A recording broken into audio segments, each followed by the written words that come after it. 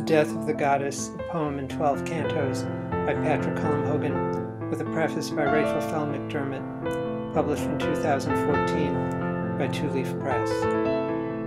From Canto VI, The Birth of the Goddess.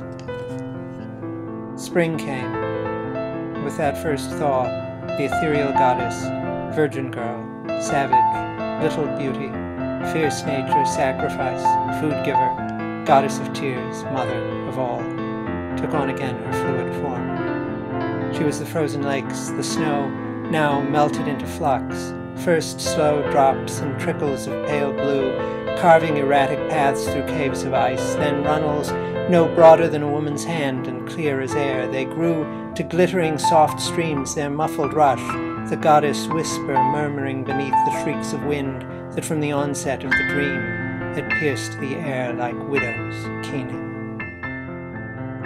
For a certain space the brook appeared to sink beneath the hard, hoary, crusted earth, or just to end.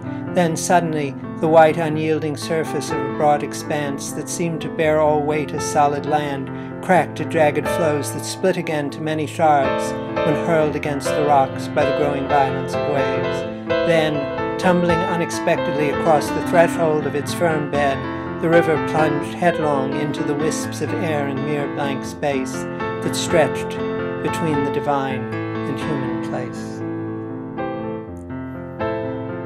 Before this, there was no flowing water on the earth to parallel the ocean of the gods. There were no seas to isolate and link the different lands, no rivers to bear commerce between towns, no lakes that would sustain a settled life for those who live and die many times in grandfather's one day and night.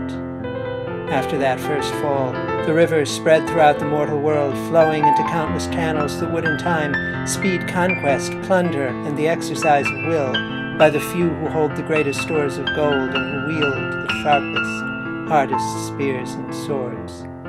But after these mere secular streams drained whatever was profane from the heavenly source, a gathering fall of pristine rain reshaped the newborn goddess into one final form, the end toward which each mortal body strives.